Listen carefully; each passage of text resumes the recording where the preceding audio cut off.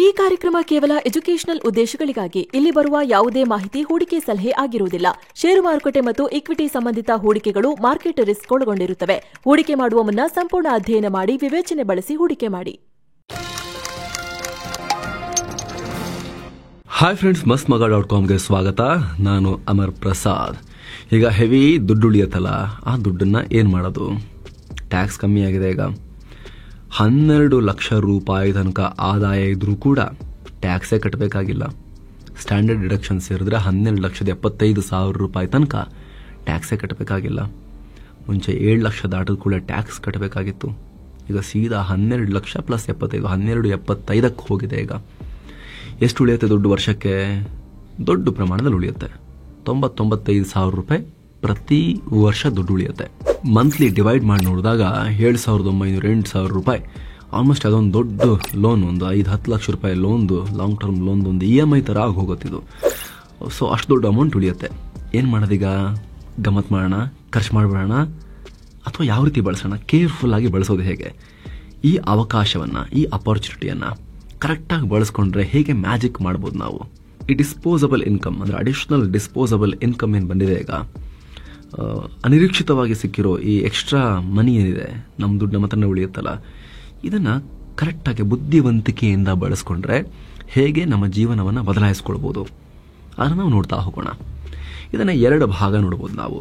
12 ಲಕ್ಷದವರೆಗೆ ಆದಾಯ ಇರೋ ವ್ಯಕ್ತಿ, ಒಬ್ಬ ಸಿಂಗಲ್, ಅವ್ನು ನೋಡ್ಕೊಂಡ್ರೆ ಆಯಿತು. ಅವ್ನು ತೀರಾ ಮನೆ ಕಳಿಸ್ಬೇಕು ಅಂತಿಲ್ಲ, ಫ್ಯಾಮಿಲಿ ಬರ್ಡನ್ ಆತನ ಮೇಲಿಲ್ಲ, ಇನ್ನು ಮದುವೆ ಆಗಿಲ್ಲ, ಅಥವಾ ಮದುವೆ ಆಗಿಲ್ಲ ಅಂದರೂ ಕೂಡ ಅವ್ನ ಮನೆಗೆ ಪೇರೆಂಟ್ಸ್ಗೆ ಬಹಳ ಕೊಡಬೇಕಂತೇನಿಲ್ಲ, ಈತನ ದುಡಿಮೆ ಮೇಲೆ ಪೇರೆಂಟ್ಸ್ ಡಿಪೆಂಡ್ ಆಗಿಲ್ಲ, ಸಿಂಗಲ್, ಅವ್ನು ನೋಡ್ಕೋತಿದ್ದಾನೆ ಅಥವಾ ನೋಡ್ಕೋತಿದ್ದಾಳೆ ಅಂತ ಹೇಳಿದ್ರೆ, ಅಂಥವರು ಈ 12 ಲಕ್ಷದ ಇನ್ಕಮ್ ಇರೋರು, ಅಪ್ ಟು 12 ಲ್ಯಾಕ್ ತನಕ ಇನ್ಕಮ್ ಇರೋರು ಎಕ್ಸ್ಟ್ರಾ ಉಳಿಯೋ ದುಡ್ಡನ್ನು ಅಥವಾ ಓವರಾಲ್ ಅವ್ರ ದುಡ್ಡನ್ನು ಯಾವ ರೀತಿ ಮ್ಯಾನೇಜ್ ಮಾಡ್ಬೋದು?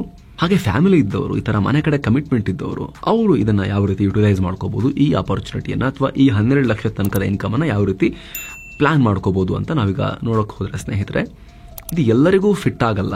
ಪ್ರತಿಯೊಬ್ಬರ ಕಂಡೀಷನ್ ಬೇರೆ ಬೇರೆ ಥರ ಇರುತ್ತೆ. ಆದರೆ ಆ್ಯಾವರೇಜ್ ಆಗಿ, ಈಗ ಉದಾಹರಣೆಗೆ ನನ್ನ ಇನ್ಕಮ್ 12 ಲಕ್ಷ ಇದೆ ಅಂತ ಹೇಳಿದ್ರೆ, ನಾನು ಸಿಂಗಲ್, ಮನೆ ಕಡೆ ಏನು ಕಮಿಟ್ಮೆಂಟೇ ಇಲ್ಲ, ನನ್ನ ಏಜ್ ಇವಾಗಷ್ಟೇ ದುಡಿಯೋಕ್ಕೆ ಶುರು ಮಾಡಿದ್ದೀನಿ, ಒಂದು 23-24 ವರ್ಷ ಅಂತ ಅಂದುಕೊಂಡ್ರೆ ಅಂತ ಹೇಳ್ತಾ ಇದ್ದೀನಿ, ಓಕೆ ಅಂತ ಅಂದುಕೊಂಡ್ರೆ ಏನು ಮಾಡ್ಬೋದು ಸ್ನೇಹಿತರೆ?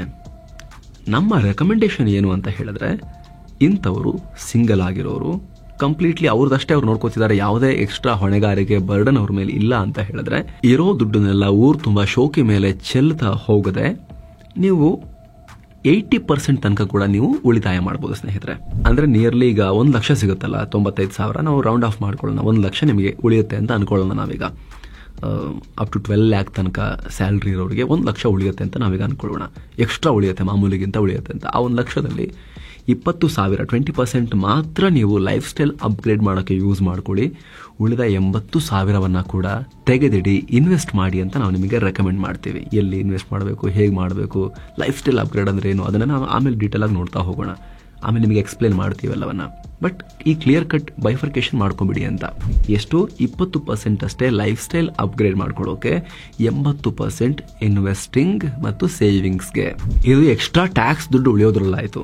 ಉಳಿದಂತೆ ನಿಮ್ಮ ಇನ್ಕಮ್ನಲ್ಲೂ ಕೂಡ ನೀವೀಗ 12 ಲಕ್ಷ ತನಕ ಆದಾಯ ಗಳಿಸ್ತಾ ಇದ್ದೀರಲ್ವ, ನೀವು ಅಟ್ಲೀಸ್ಟ್ 60% ಆದರೂ ಅದರಲ್ಲಿ ಉಳಿತಾಯ ಮತ್ತು ಇನ್ವೆಸ್ಟಿಂಗಿಗೆ ಇಡಲೇಬೇಕು ಸ್ನೇಹಿತರೆ. ನಿಮ್ದೇನೇ ಖರ್ಚುಗಳಿದ್ರು ಕೂಡ ಮ್ಯಾಕ್ಸಿಮಮ್ 40%ಗಿಂತ ಮೇಲೆ ಹೋಗಬಾರ್ದು. ಈಗ 1 ಲಕ್ಷವೇ ಆದಾಯ ಗಳಿಸ್ತಿರೋ ಒಬ್ಬ ಯಂಗ್ ಫೆಲೋ ಅಂತ ಅನ್ಕೊಳ್ಳಿ, ಅದು ಹುಡುಗ ಆಗಿರ್ಬೋದು, ಹುಡುಗಿ ಆಗಿರ್ಬೋದು, ಯಂಗ್ ಪರ್ಸನ್ ಅಂತ ಅನ್ಕೊಳ್ಳಿ.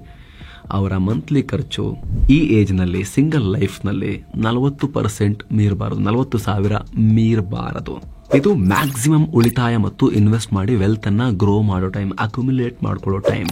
ಯಾಕಂದರೆ ಮುಂದೆ ಒಂದ್ಸಲ ನಿಮ್ಮ ಏಜ್ 25, 26, 28, 30, 35 ಈ ರೇಂಜಿಗೆ ಬಂದಾಗ ಫ್ಯಾಮಿಲೀಸ್ ಆಗಿ, ಮಕ್ಕಳು, ಫ್ಯಾಮಿಲಿ, ವಯಸ್ಸಾಗಿರೋ ಪೇರೆಂಟ್ಸ್, ಈ ರೀತಿದೆಲ್ಲ ಕಮಿಟ್ಮೆಂಟ್ಸ್ ಇದ್ದಾಗ ನಿಮಗೆ ಸೇವಿಂಗ್ಸ್ ರೇಟ್ ಕಮ್ಮಿ ಆಗುತ್ತೆ, ಪರ್ಸೆಂಟೇಜ್ ಕಮ್ಮಿ ಆಗುತ್ತೆ. ಜೊತೆಗೆ ಯಂಗ್ ಬ್ಲಡ್ ಇದ್ದಾಗ ಜಾಸ್ತಿ ದುಡಿಯೋ ಸಾಮರ್ಥ್ಯ ಇರುತ್ತೆ, ಅರ್ನಿಂಗ್ ಎಬಿಲಿಟಿ ಕೂಡ ಜಾಸ್ತಿ ಇರುತ್ತೆ, ಕಷ್ಟಪಟ್ಟು ಶ್ರಮ ಹಾಕೋ ಎಬಿಲಿಟಿ ಕೂಡ ಜಾಸ್ತಿ ಇರುತ್ತೆ. ಮಿಡ್ ಏಜ್ನಲ್ಲಿ ಇನ್ಕಮ್ ಜಾಸ್ತಿ ಆಗುತ್ತೆ, ಅಲ್ಲಿ ಅದೊಂಥರ ಆಮೇಲೆ ಫ್ಲಾಟ್ ಆಗೋಕೆ ಶುರು ಆಗುತ್ತೆ. ನೀವು ವಯಸ್ಸು ಇನ್ನೂ ಜಾಸ್ತಿ ಆಗ್ತಾ ಆಗ್ತಾ ಓಲ್ಡ್ ಏಜ್ಗೆ ರೀಚ್ ಆಗೋ ಟೈಮ್ನಲ್ಲಿ ನಿಮಗೆ ಉದ್ಯೋಗದ ಅವಕಾಶಗಳೇ ಕಮ್ಮಿ ಆಗ್ತಾ ಹೋಗೋ ಚಾನ್ಸಸ್ ಇರುತ್ತೆ. ಕಾಲ ತುಂಬ ವೇಗವಾಗಿ ಬದಲಾಗ್ತಾ ಇದೆ, ಹೊಸ ಹೊಸ ಟೆಕ್ನಾಲಜಿಗಳು ಬರ್ತಿದೆ. ನೆಕ್ಸ್ಟ್ ಬರೋರು ನಮ್ಮನ್ನು ಬೇಗ ರಿಪ್ಲೇಸ್ ಮಾಡೋ ಚಾನ್ಸಸ್ ಕೂಡ ಇರುತ್ತೆ. ಹಾಗಾಗಿ ಯಂಗ್ ಏಜ್ನಲ್ಲಿ ಎಷ್ಟಾಗುತ್ತಷ್ಟು ಸೇವಿಂಗ್ಸ್ ಮ್ಯಾಕ್ಸಿಮಮ್ ಮಾಡಬೇಕು. ಅದೇ ಫ್ಯಾಮಿಲೀಸ್ ಇದ್ದರೆ ಚೂರು ಚೇಂಜ್ ಮಾಡ್ಕೋಬೋದು. ನೀವು ಇದರಲ್ಲಿ ಮಾಡ್ಕೊಳ್ಳೇಬೇಕಾಗತ್ತೆ. 12 ಲಕ್ಷ ತನಕ ನೀವು ಆದಾಯ ಗಳಿಸ್ತಾ ಇದ್ದೀರಿ. ನೀವು ಈಗ ಸಡನ್ ಆಗಿ ಉಳಿಯುವಂಥ ನಿಯರ್ಲಿ 1 ಲ್ಯಾಕ್ ರುಪೀಸ್ ಉಳಿಯುತ್ತಲ್ಲ, ಆಗಲೇ ಹೇಳಿದ ಹಾಗೆ 95,000 ತನಕ ಉಳಿಯುತ್ತೆ ಟ್ಯಾಕ್ಸಲ್ಲಿ. ನಾವಿಲ್ಲಿ 1 ಲಕ್ಷ ಅಂತ ಅನ್ಕೊಳ್ಳೋಣ, ರೌಂಡ್ ಫಿಗರ್ ಮಾಡ್ಕೊಳ್ಳೋಣ. ಆ 1 ಲಕ್ಷದಲ್ಲಿ ನೀವು 35,000 ರೂಪಾಯಿಯನ್ನ ನಿಮ್ಮ ಮತ್ತು ನಿಮ್ಮ ಫ್ಯಾಮಿಲಿಯ ಲೈಫ್ ಸ್ಟೈಲ್ ಅಪ್ಗ್ರೇಡ್ ಮಾಡ್ಕೊಳ್ಳೋಕೆ ಯೂಸ್ ಮಾಡ್ಕೊಡಿ. ಉಳಿದ 65% ಅನ್ನ ಸೇವಿಂಗ್ಸ್ ಮತ್ತು ಇನ್ವೆಸ್ಟಿಂಗಿಗೆ ಯೂಸ್ ಮಾಡಿ. ಅನಿರೀಕ್ಷಿತವಾಗಿ ನಿಮಗೆ ಸಿಕ್ಕಿರೋ ದುಡ್ಡು ಅದನ್ನ ಇನ್ಯಾವುದೋ ಹೊಸ ಕಮಿಟ್ಮೆಂಟ್ ಮಾಡ್ಕೊಳ್ಳೋಕೆ ಡೌನ್ ಪೇಮೆಂಟ್ ತರ ಮಾಡಕ್ ಹೋಗಬೇಡಿ ಅನ್ನೋದು ನಿಮಗೆ ನಮ್ಮ ರೆಕಮೆಂಡೇಶನ್. 65% ಸೇವಿಂಗ್ಸ್ ಆ್ಯಂಡ್ ಇನ್ವೆಸ್ಟಿಂಗ್, 35,000 ರೂಪಾಯಿ ನೀವು ನಿಮ್ಮ ಲೈಫ್ ಸ್ಟೈಲನ್ನು ಅಪ್ಗ್ರೇಡ್ ಮಾಡ್ಕೊಳ್ಳೋಕ್ಕೆ ಯೂಸ್ ಮಾಡಿ ಅಂತ. ಅಗೇನ್ ಎಕ್ಸ್ಪ್ಲೈನ್ ಮಾಡ್ತೀವಿ ಐಡಿಯಾಸ್, ನಿಮ್ಗೆ ಗೊತ್ತಿರುತ್ತೆ ಲೈಫ್ ಸ್ಟೈಲ್ ಅಪ್ಗ್ರೇಡ್ ಹೇಗೆ ಮಾಡ್ಬೋದು, ಇನ್ವೆಸ್ಟ್ಮೆಂಟ್ ಆ್ಯಂಡ್ ಸೇವಿಂಗ್ ಅಂದರೆ ಏನು ಮಾಡ್ಬೋದು ಅಂತ ಆಮೇಲೆ ಡೀಟೇಲ್ ಆಗಿ ಅದನ್ನು ಹೇಳ್ತೀವಿ. ಇಂಥವ್ರು ಫ್ಯಾಮಿಲೀಸ್ ಇರುವಂತಹ 12 ಲಕ್ಷದ ಒಳಗಿನ ಆದಾಯದವರು ಅವರು ತಮ್ಮ ರೆಗ್ಯುಲರ್ ಇನ್ಕಮ್ನಲ್ಲೂ ಕೂಡ ಅಟ್ಲೀಸ್ಟ್ 35% ಆದರೂ ಸೇವ್ ಮಾಡಕ್ಕೆ ಟ್ರೈ ಮಾಡಬೇಕು. ಎಸ್, ನಾವು ಸಿಂಗಲ್ ಆಗಿದ್ದಾಗ ಅಟ್ಲೀಸ್ಟ್ 60% ಸೇವ್ ಮಾಡಿ ಅಂತ ಹೇಳಿದ್ವಿ. ನೋಡಿ, ಈಗ ಇಲ್ಲಿ ಬರ್ತಾ ನಮ್ಮ ರೆಕಮೆಂಡೇಶನ್ ಏನು ಅಂದರೆ ಮಿನಿಮಮ್ 35% ಆದರೂ ಕೂಡ ನೀವು ಸೇವ್ ಮಾಡೋಕ್ಕೆ ಟ್ರೈ ಮಾಡಬೇಕು ನಿಮ್ಮ ಮಂತ್ಲಿ ರೆಗ್ಯುಲರ್ ಇನ್ಕಮ್ನಲ್ಲಿ. ಆ 12 ಲಕ್ಷದಲ್ಲಿ ಈ ಎಕ್ಸ್ಟ್ರಾ ಟ್ಯಾಕ್ಸಿಂದ ಉಳಿಯೋದು ಬಿಟ್ಟು ನಾವು ಹೇಳ್ತಿದ್ದೀವಿ, ಓವರ್ ಆಲ್ ನೀವು ನಿಮ್ಮ ರೆಗ್ಯುಲರ್ ಇನ್ಕಮ್ನಲ್ಲೂ ಕೂಡ 65% ಖರ್ಚುಗಳಿಗೆ ಹೋಗ್ತಿದೆ ಅಂದರೂ ಕೂಡ 35% ಆದರೂ ನೀವು ಉಳಿತಾಯ ಮತ್ತು ಹೂಡಿಕೆಗೆ ಉಳಿಸ್ಕೊಳ್ಳೇಬೇಕು ಎಟ್ ಎನಿ ಕಾಸ್ಟ್ ಸ್ನೇಹಿತರೆ. ಆ ರೀತಿನೇ ನಿಮ್ಮ ಬಜೆಟನ್ನು, ಫಿನಾನ್ಸಿಂಗನ್ನು ನೀವು ಪ್ಲಾನ್ ಮಾಡ್ಕೋಬೇಕು.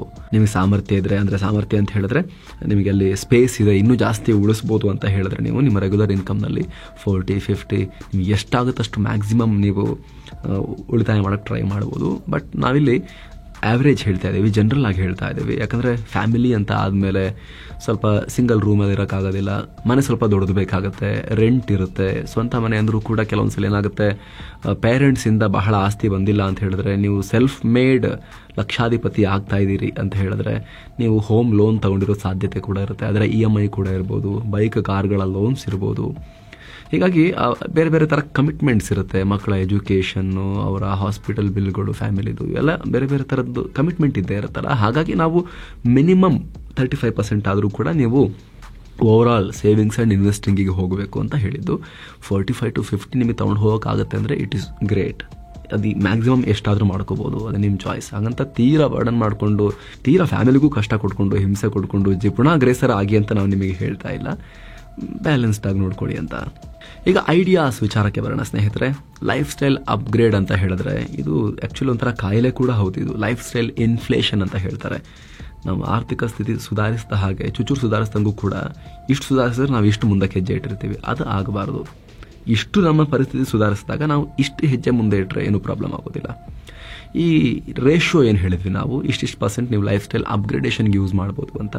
ಆ ದುಡ್ಡಲ್ಲಿ ಒಂದು ಟ್ರಾವೆಲ್ ಮಾಡ್ಬೋದು, ಒಂದು ಟ್ರಿಪ್ ಹೋಗಿ ಬರ್ಬೋದು. ನೀವು ಸೋಲೋ ಟ್ರಿಪ್ ಹೋಗ್ಬೋದು, ಸಿಂಗಲ್ ಆಗಿದ್ರೆ, ಫ್ಯಾಮಿಲಿ ಆಗಿದ್ರೆ ಫ್ಯಾಮಿಲಿ ಟ್ರಿಪ್ ನೀವು ಹೋಗಿ ಬರ್ಬೋದು. ಒಳ್ಳೊಳ್ಳೆ ರೆಸ್ಟೋರೆಂಟಲ್ಲಿ ಊಟ ಮಾಡೋಕ್ಕೆ ನೀವು ನಿಮ್ಮ ವೀಕೆಂಡಲ್ಲೋ ತಿಂಗಳಿಗೊಂದ್ಸಲಿನೋ ಅದಕ್ಕೆ ನೀವು ಆ ಎಕ್ಸ್ಟ್ರಾ ಮನಿಯನ್ನು ಯೂಸ್ ಮಾಡ್ಬೋದು. ಅಂದರೆ ಆ ಎಕ್ಸ್ಟ್ರಾ ಮನಿಯಲ್ಲೂ ಕೂಡ ಒಂದು ಪರ್ಸೆಂಟೇಜ್ ಹೇಳಿದ್ವಲ್ಲ, ಆ ದುಡ್ಡನ್ನು ಯೂಸ್ ಮಾಡ್ಬೋದು. ನಿಮ್ಮ ಮೆಂಟಲ್ ಹೆಲ್ತ್, ಫಿಸಿಕಲ್ ಹೆಲ್ತ್ ಅವುಗಳ ಮೇಲೂ ಕೂಡ ನೀವು ಖರ್ಚು ಮಾಡ್ಬೋದು. ಫಿಟ್ನೆಸ್ ಮೇಲೆ ಖರ್ಚು ಮಾಡ್ಬೋದು. ಜಿಮ್ ಮೆಂಬರ್ಶಿಪ್ ತೊಗೋಬೋದು ನೀವು. ಇದು ಯಾವುದಿಲ್ಲ ಅಂದರೆ ನಿಮ್ಮ ಬೈಕ್ ಇಲ್ಲ ಅಂದರೆ ಬೈಕ್ ತೊಗೋಬೋದು. ಅಥವಾ ಇರೋ ಬೈಕ್ ತೀರಾ ಹಳೇದಾಗಿದೆ ಅಂದರೆ ಸ್ವಲ್ಪ ಬೈಕ್ನ ಅಪ್ಗ್ರೇಡ್ ಮಾಡ್ಕೊಳ್ಳೋಕೆ ನೀವು ಡೌನ್ ಪೇಮೆಂಟ್ಗೆ ಆ ದುಡ್ಡನ್ನು ಯೂಸ್ ಮಾಡ್ಬೋದು. ಅಥವಾ ನಿಮ್ಮ ಮನೇನ ಚೂರು ಇಂಪ್ರೂವ್ ಮಾಡ್ಕೋಬೋದು. ಸಿಂಗಲ್ ರೂಮಲ್ಲಿ ಇದ್ದೀರಿ, ಒಂದು 10,000 ಬಾಡಿಗೆನೋ 5,000 ಬಾಡಿಗೆನೋ ಚಿಕ್ಕದೊಂದು ರೂಮಲ್ಲಿ ಇದ್ದೀರಿ ಅಂತ ಹೇಳಿದ್ರೆ ನೀವೊಂದು ಇನ್ನೊಂದು 3,000 ಜಾಸ್ತಿ ಬಾಡಿಗೆ ಬರೋ ಮನೆಗೆ ಹೋಗ್ಬೋದು. ಅವಾಗ ಎಷ್ಟಾಯಿತು, ವರ್ಷಕ್ಕೊಂದು 35,000-36,000 ರೂಪಾಯಿ ಆಯ್ತು ಅಷ್ಟೇ ಅಲ್ವಾ. ಉಳಿಸಿರೋದೆಷ್ಟು ನೀವು 1 ಲಕ್ಷ. ಒಂದು 30-35% ಅಂದರೂ ಕೂಡ ನೀವು ಲೈಫ್ ಸ್ಟೈಲ್ ಅಪ್ಗ್ರೇಡ್ ಮಾಡೋಕ್ಕೆ ಯೂಸ್ ಮಾಡ್ತೀರಿ ಅಂದರೆ ಈ ಥರ ನಿಮ್ಮ ಮನೆಯನ್ನು ಚೂರು ನೀವು ಇಂಪ್ರೂವ್ ಮಾಡ್ಕೊಳ್ಳೋಕೆ ಯೂಸ್ ಮಾಡ್ಬೋದು. ಅಥವಾ ಯಾವುದಾದ್ರೂ ಹಾಬೀಸ್, ನಿಮ್ಮ ಇಷ್ಟದ ಅಭ್ಯಾಸಗಳಿಗೆ ಅದಕ್ಕೆ ಏನಾದ್ರು ಖರ್ಚು ತಗೊಳುತ್ತೆ ಅಂತ ಹೇಳಿದ್ರೆ ಅವುಗಳಿಗೂ ಕೂಡ ನೀವು ಯೂಸ್ ಮಾಡ್ಬೋದು. ಒಂದಷ್ಟು ಆಡಿಬಲ್ ಥರದ ಆಡಿಯೋ ಬುಕ್ನ ಮೆಂಬರ್ಶಿಪ್ ಆಗಿರ್ಬೋದು, ಅಥವಾ ಪುಸ್ತಕಗಳನ್ನು ಖರೀದಿ ಮಾಡೋದಾಗಿರ್ಬೋದು. ಅದು ಎಂಡ್ಲೆಸ್. ಯಾವುದಾದ್ರೂ ಸ್ವಿಮ್ಮಿಂಗ್ ಕಲಿಯಕ್ಕೆ ಹೋಗಿ ಸ್ವಿಮ್ಮಿಂಗ್ ಪೂಲ್ನ ಚಾರ್ಜಸ್ ಆಗಿರ್ಬೋದು, ಅಥವಾ ಕ್ರಿಕೆಟ್ ಕೋಚಿಂಗ್ ತಗೊಳ್ಳೋದಾಗಿರ್ಬೋದು. ಸುಮ್ಮನೆ ನಿಮ್ಗೆ ಇಷ್ಟಕ್ಕೆ, ನಿಮ್ಮ ಖುಷಿಗೆ ಆಡೋಕ್ಕೆ, ಇದು ಯಾವುದಕ್ಕಾದ್ರೂ ನೀವು ಈ ಅಮೌಂಟ್ನ ಉಳಿದಿರೋ ದುಡ್ಡಲ್ಲಿ, ಟ್ಯಾಕ್ಸ್ ಉಳಿದಿರೋ ದುಡ್ಡಲ್ಲಿ ಖರ್ಚಿನ ಪೋರ್ಷನ್ ಸಪರೇಟ್ ಹೇಳಿದ್ವಲ್ಲ, 30-35%, ಇದರಲ್ಲಿ ಯಾವ್ದಾರು ನೀವು ಚೂಸ್ ಮಾಡ್ಕೋಬಹುದು, ನಿಮಗೆ ಬೇಕಂದ ಕಾಂಬಿನೇಷನ್ ಮಾಡ್ಕೋಬಹುದು. ಉಳಿದ ಮೆಜಾರಿಟಿ ಪೋರ್ಷನ್ ಏನಿದೆ, ದೊಡ್ಡ ಪೋರ್ಷನ್, ಅದನ್ನ ಉಳಿತಾಯಕ್ಕೆ ಮತ್ತು ಇನ್ವೆಸ್ಟ್ಮೆಂಟ್ಗೆ ಯೂಸ್ ಮಾಡಿ ಅಂತ ನಾವು ನಿಮಗೆ ಹೇಳಿದ್ವಿ. ಮೊದಲನೇದಾಗಿ ಎಮರ್ಜೆನ್ಸಿ ಫಂಡ್ ಅನ್ನ ಕ್ರಿಯೇಟ್ ಮಾಡ್ಕೋಬೇಕು ಸ್ನೇಹಿತರೆ. ಇಷ್ಟು ತನಕ ನೀವು ಮಾಡಿರ್ಬೋದು, ಮಾಡಿಲ್ಲ ಅಂದ್ರೆ ಅನಿವಾರ್ಯ, ಇದು ಪ್ರತಿಯೊಬ್ಬರ ಹತ್ರ ಎಮರ್ಜೆನ್ಸಿ ಫಂಡ್ ಇರಲೇಬೇಕು. ಅದಕ್ಕೆ ನಾವೇನು ಹೇಳ್ತೀವಿ ಅಂತ ಹೇಳಿದ್ರೆ, ಆ ಎಕ್ಸ್ಟ್ರಾ ಉಳಿದಿರೋ ದುಡ್ಡು ಇದೆಯಲ್ಲ, ಅದನ್ನು 100% ಈ ರೀತಿ ಸೇವಿಂಗ್ಸ್ ಮತ್ತು ಇನ್ವೆಸ್ಟ್ಮೆಂಟ್ಗೆ ಹಾಕಿದ್ರೂ ಕೂಡ ತಪ್ಪೇನೂ ಇಲ್ಲ. ಅದು ವೆರಿ ಇಂಪಾರ್ಟೆಂಟ್. 12 ಲಕ್ಷದ ಬ್ರ್ಯಾಕೆಟಿಗೆ ಬರ್ತಾ ಇದ್ದೀರಿ ನೀವು ಅಂತ ಹೇಳಿದ್ರೆ, ನೀವು ಇವಾಗಷ್ಟೇ ಕೈಕಾಲನ್ನು ಗಟ್ಟಿ ಮಾಡ್ಕೊಳ್ತಾ ಇದ್ದೀರಿ ಅಂತ ಅರ್ಥ. ಆರ್ಥಿಕ ಪರಿಸ್ಥಿತಿ ನೀವು ಸ್ವಲ್ಪ ಸುಧಾರಿಸ್ಕೊಂಡು ಮಿಡಲ್ ಕ್ಲಾಸ್ಗೆ, ಅಪರ್ ಮಿಡಲ್ ಕ್ಲಾಸ್ಗೆ ನಿಧಾನಕ್ಕೆ ಹೋಗ್ತಾ ಇದ್ದೀರಿ ಅಂತ ಅರ್ಥ. ಹಾಗಾಗಿ ಈ ಟೈಮ್ನಲ್ಲಿ ಅರ್ಜೆಂಟ್ ಏನಿಲ್ಲ ಲೈಫ್ ಸ್ಟೈಲ್ ಅಪ್ಗ್ರೇಡ್ ಮಾಡ್ಕೊಳ್ಳೋಕ್ಕೆ. ನೀವು ಫ್ಯಾಮಿಲಿ ಅಲ್ಲ ಅಂತಾದರೆ, ಸಿಂಗಲ್ ಆಗಿದ್ರೆ ಆರಾಮಾಗಿ ಪೂರ್ತಿ ದುಡ್ಡನ್ನು ನೀವು ಇನ್ವೆಸ್ಟ್ ಮಾಡ್ಬೋದು.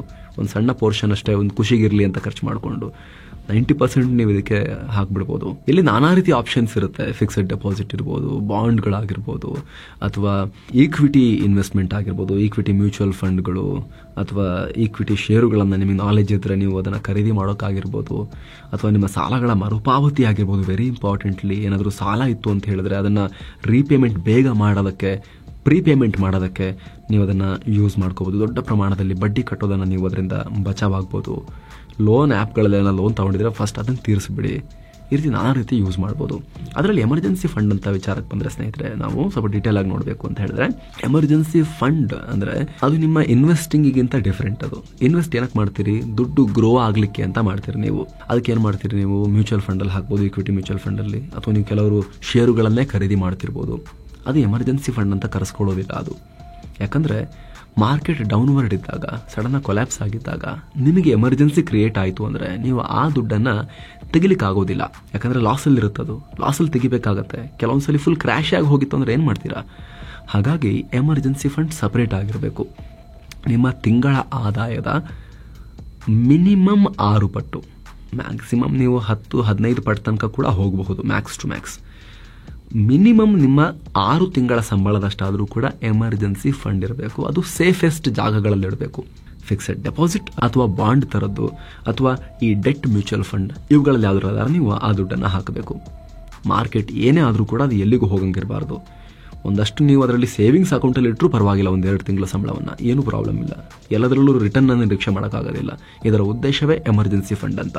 ಈ ಎಮರ್ಜೆನ್ಸಿ ಫಂಡ್ ಫಿಕ್ಸೆಡ್ ಡೆಪಾಸಿಟ್ ಅಂತ ಬಂದಾಗ ನಿಮಗೆ ಒಂದು ಬ್ಯೂಟಿಫುಲ್ ಪ್ರಾಡಕ್ಟ್ ಈ ಸ್ಟೇಬಲ್ ಮನಿಯ ಫಿಕ್ಸೆಡ್ ಡೆಪಾಸಿಟ್ ಪ್ರಾಡಕ್ಟ್ಸ್. ನೀವು ಕಷ್ಟಪಟ್ಟು ಸಂಪಾದಿಸಿರೋ ಹಣಕ್ಕೆ ಯಾವ ರೀತಿ ಸೇಫ್ಟಿ ಒದಗಿಸಬಹುದು ಅಂತ ನಾವಿಲ್ಲಿ ನೋಡ್ತಾ ಹೋಗೋಣ. ಹೂಡಿಕೆ ಮಾಡೋಕೆ ಅತ್ಯಂತ ಸೇಫರ್ ಇನ್ಸ್ಟ್ರೂಮೆಂಟ್ ನಿಮ್ಗೆ ಗೊತ್ತಿದೆ, ಫಿಕ್ಸೆಡ್ ಡೆಪಾಸಿಟ್ಸ್ ಮೊದಲು ಬರುತ್ತೆ.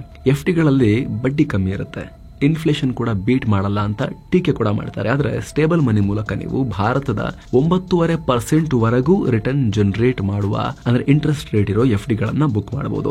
ಜೊತೆಗೆ ವೆರಿ ಇಂಪಾರ್ಟೆಂಟ್, ಮುಂದಿನ ದಿನಗಳಲ್ಲಿ RBI ಭಾರತದಲ್ಲಿ ಇಂಟ್ರೆಸ್ಟ್ ರೇಟ್ ಕಟ್ ಮಾಡುತ್ತೆ ಗ್ಯಾರಂಟಿ ಅನ್ನೋ ರಿಪೋರ್ಟ್ಸ್ ಬರ್ತಾ ಇದೆ. ಜಾಗತಿಕವಾಗಿ ಅಮೆರಿಕದ ಫೆಡರಲ್ ರಿಸರ್ವ್ ಸೇರಿದಂತೆ ಎಲ್ಲರೂ ಕಟ್ ಮಾಡೋಕೆ ಶುರು ಮಾಡಿಬಿಟ್ಟಿದ್ದಾರೆ.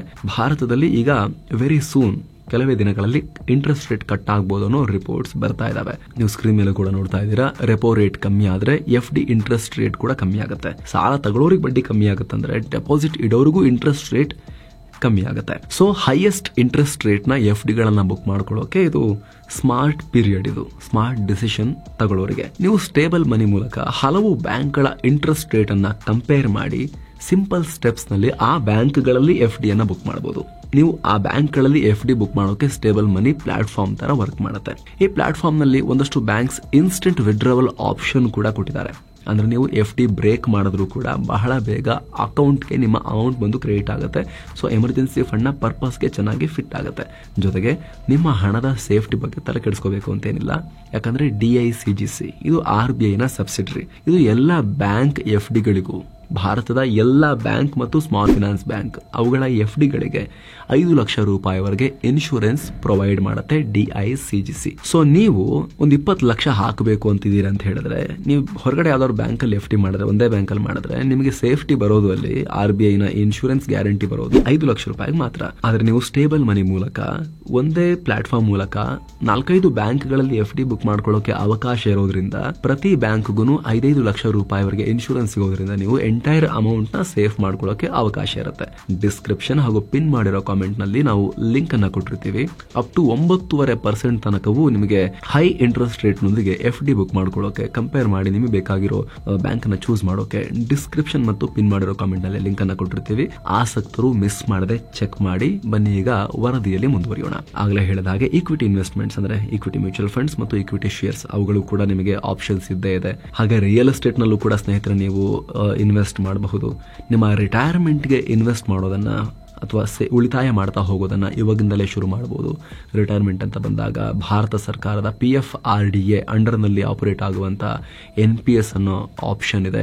ಬೇರೆ ಬೇರೆ ರಿಟೈರ್ಮೆಂಟ್ ಫಂಡ್ಗಳಿದಾವೆ, ನೀವು ಅದನ್ನ ಚೆಕ್ ಮಾಡಬಹುದು. ಇನ್ಶೂರೆನ್ಸ್ ಕವರ್ ಕೂಡ ತುಂಬಾ ಮುಖ್ಯ. ಎಷ್ಟು ದುಡಿದ್ರೂ ಕೂಡ ಕರೆಕ್ಟಾಗಿ ಒಂದು ಇನ್ಶೂರೆನ್ಸ್ ಇಲ್ಲ ಅಂತ ಹೇಳಿದ್ರೆ, ಟರ್ಮ್ ಮತ್ತು ಹೆಲ್ತ್ ಇನ್ಶೂರೆನ್ಸ್ಗಳಿಲ್ಲ ಅಂತ ಹೇಳಿದ್ರೆ ಯಾವುದು ಪ್ರಯೋಜನಕ್ಕೆ ಬರೋದಿಲ್ಲ.